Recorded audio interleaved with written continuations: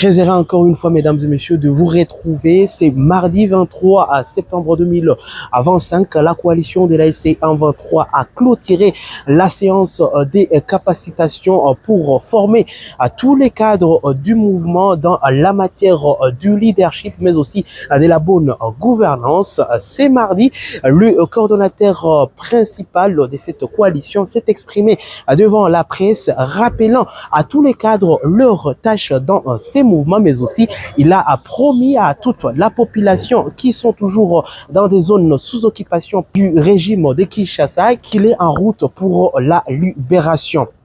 Nous allons suivre ici le coordonnateur politique de la coalition de l'AFC 123, M. Corneille Nanga. Je voudrais premièrement rendre grâce à Dieu, maître des temps et des circonstances,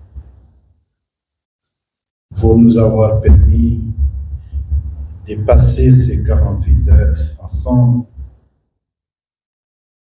pour travailler pour la nation.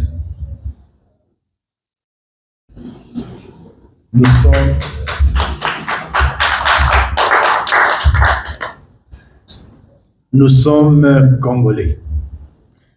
Nous le sommes et nous le resterons. Le Congo nous appartient à nous tous.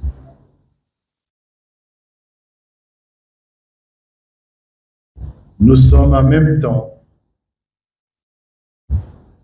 des Congolais qui, devant certaines difficultés, devant certaines injustices, devant la mauvaise gouvernance, devant la déstructuration de l'État par le régime de Kinshasa, avons décidé d'agir. Et nous nous sommes constitués en révolutionnaires, non compris, mais heureusement aujourd'hui compris. Notre mission est la libération du Congo, la libération de la République démocratique du Congo tout entière et la libération du peuple congolais pour sa dignité.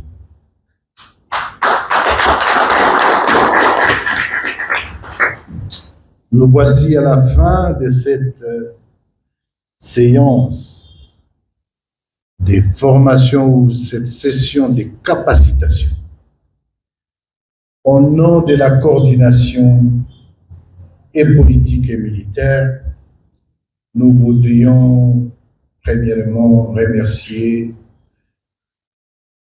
ceux qui se sont donnés pendant ce temps, nos experts, et leur dire merci pour avoir accepté de passer ce temps, nous capaciter pour la transformation, ce qui est la mission première de notre révolution. Il ne reste qu'à vous recommander que ce que nous nous sommes dit ici, que nous le mettions en pratique. En fait, c'est quoi? Pourquoi la révolution? La révolution parce que ça ne va pas. Les causes profondes de la crise qui sévit notre pays sont connues de tous. Ces causes sont notamment la faillite de l'État. C'est aussi la question identitaire, où certains Congolais sont stigmatisés,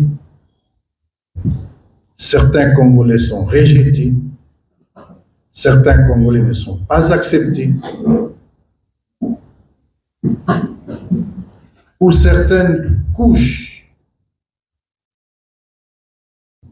de la République, la population, sont contraints de vivre en exil. L'autre cause de la crise, c'est le fait de l'illégitimité M. Tshisekedi n'a jamais gagné aucune élection et nous ne reconnaissons aucune institution qui se trouve à Kinshasa.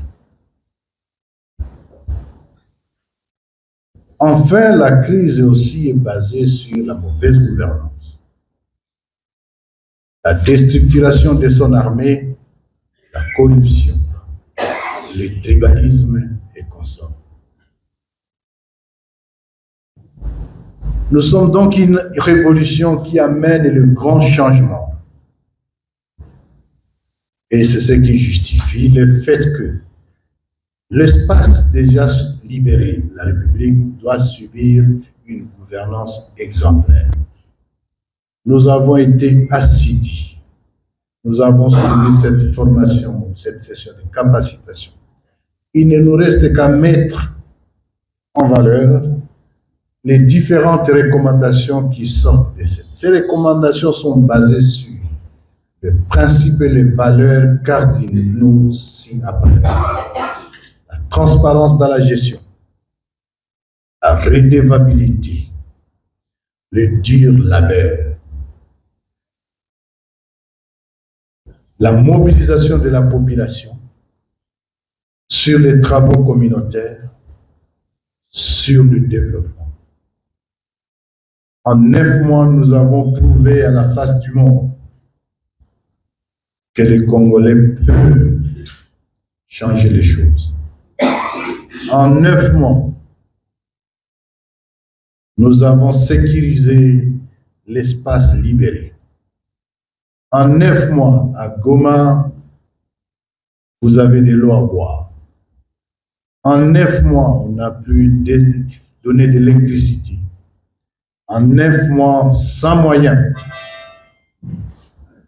nous avons lancé des travaux d'investissement, des routes, des projets agricoles. Ça prouve que les Congolais sont capables.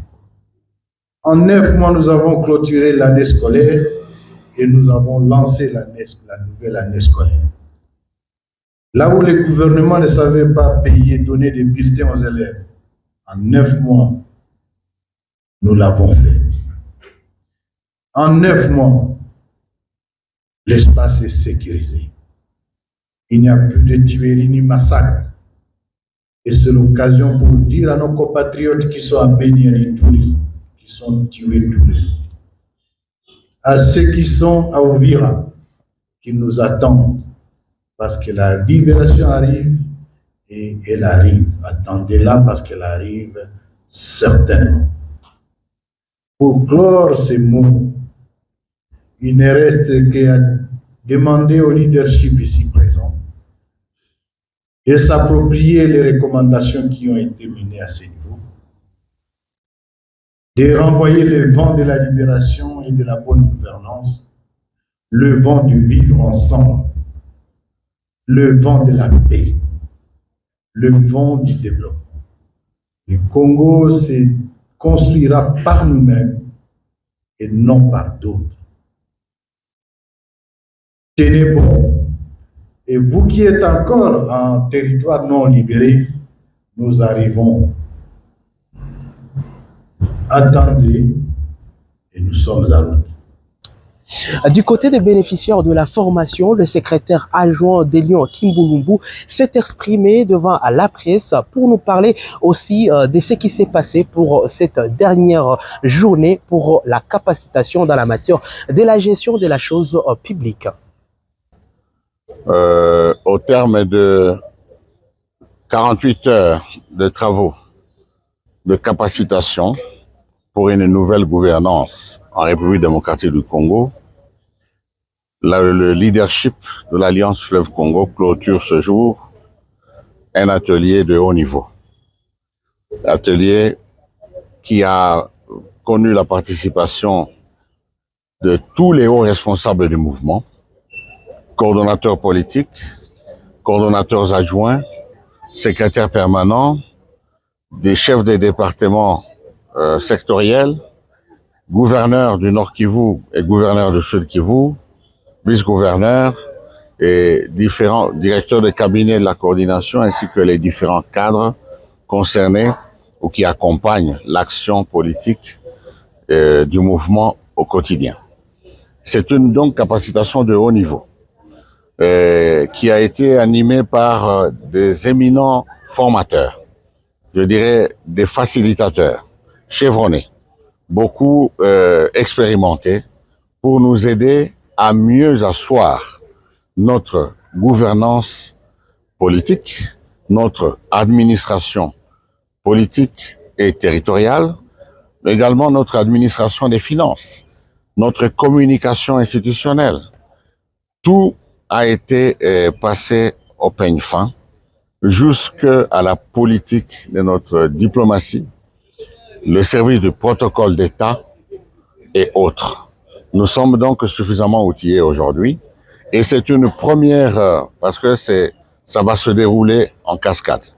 Le premier niveau de formation ainsi accompli, il y aura d'autres niveaux de formation qui vont concerner des hauts cadres, mais des cadres qui ne seront pas du leadership, mais des cadres moyens, jusqu'à ce qu'on va arriver aux cadres les plus bas de notre système de gouvernance dans le territoire libéré.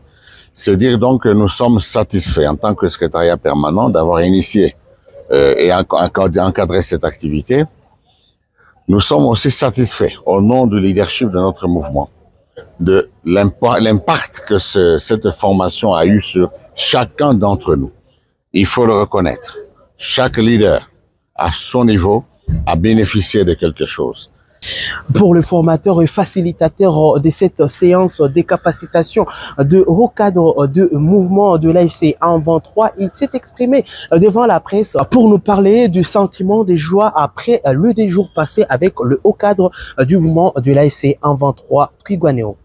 Ce que nous avons dit au cadre, c'est d'abord de tout mettre en œuvre pour uniformiser la perception, la vision et les objectifs du mouvement.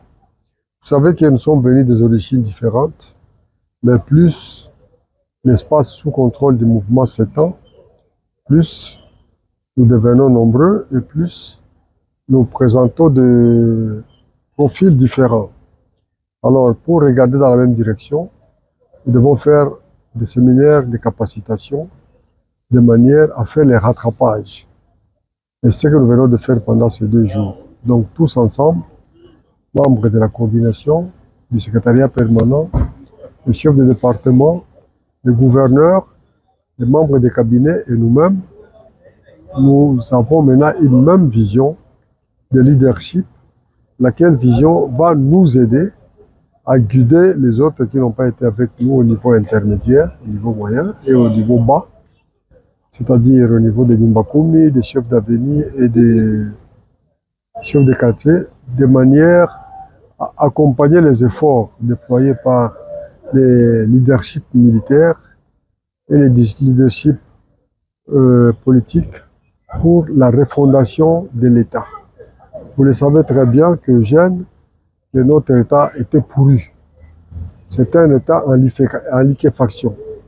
Voilà pourquoi nous sommes en train de brancher toutes nos batteries pour les reconstruire. Et pour les reconstruire, nous devons nous serrer les coudes et œuvrer tous pour les changements.